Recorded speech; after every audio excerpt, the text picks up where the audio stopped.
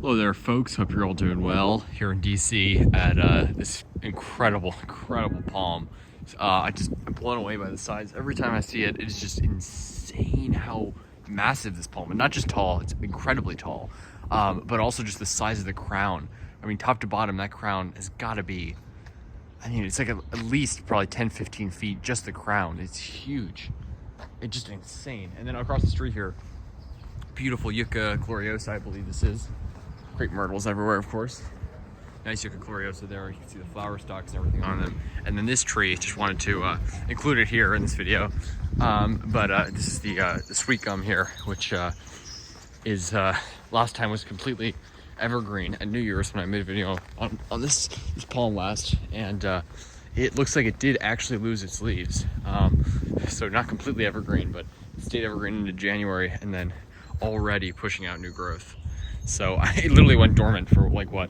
I mean, it lost its leaves for, you know, maybe a month and a half or something. It's crazy. And then these rose bushes, I can't tell if these stayed evergreen, but they're completely green now, and they were green when I last saw them as well. So it's pretty crazy. Flowers blooming, everything's starting to green up. Trees are budding here.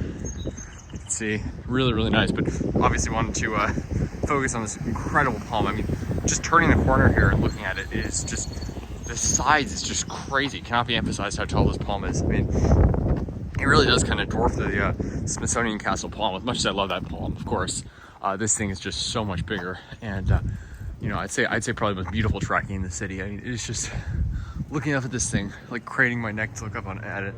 It is just hard to believe the size of this palm. And you know, I mean, I think it's kind of hard to get a size of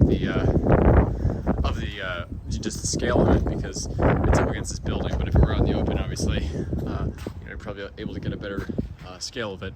Obviously, you know, the south-facing wall is definitely one of the things that helped it survive those bad freezes like 2014. I mean, this is probably planned in the 90s, my guess. They grow about a foot a year here. It's probably starting to grow maybe even a little less. Obviously, once they get to like 30-40 feet, you know, they grow slower. And this palm is you know, definitely reaching 30 feet. Crazy.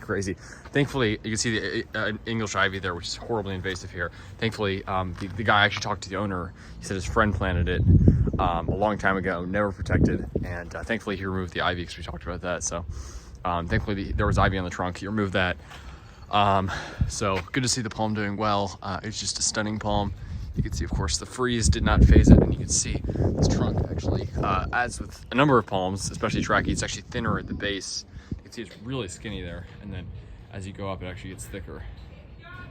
As you go up there, and then just way up there. Unbelievable the size of this palm. It's just crazy.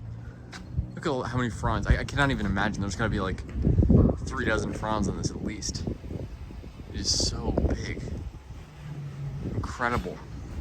And you actually can't see it on Google Maps, because the crepe myrtle here and this other tree shaded out, like sort of cover it perfectly, so I actually couldn't find it on Google Maps.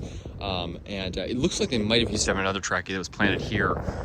Street view was from 2009, so I think maybe it died in the bad freeze. But for whatever reason, you know, I mean, obviously, you know, you're in the urban heat island here, and the south-facing wall helped this thing survive those bad freezes. And it is just crazy. It is literally to the 3rd-story window there, up there. It is just nuts. I mean, these are marginal palms here. You know, I'd say, again, 9 out of 10 winters they'll be absolutely fine. But those bad freezes come through like 2014, killed 2/3 of the trackies in the city, roughly. You know, I've made videos on a number of survivors from 2014, like this one, but you'd be surprised how many trackies there were here before that were killed in that freeze. So not a 100% hardy palm here, but in a good microclimate like this gives it the best shot, and just really gorgeous.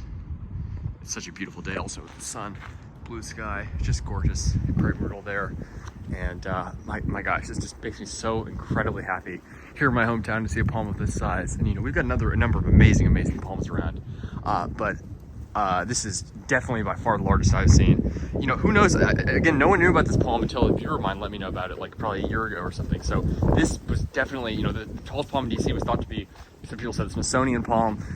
So again, there very well may be another one that's as tall or taller out there hidden in one of the neighborhoods. So that's why I'm always asking people for new locations and stuff. But as of now, this is the champion windmill palm here in DC, so far as I'm aware. I mean, it's just crazy, crazy huge.